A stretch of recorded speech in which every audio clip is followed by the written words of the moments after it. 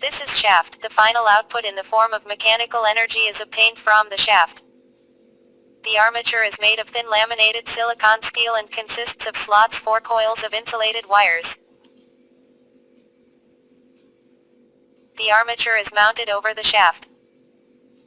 Armature winding is generally made up of copper wires and is wound over the armature core. Commutator is cylindrical in shape and is made up of copper. It is fixed onto the shaft next to armature. Magnetic poles is made of cast steel which consists of pole core and pole shoe.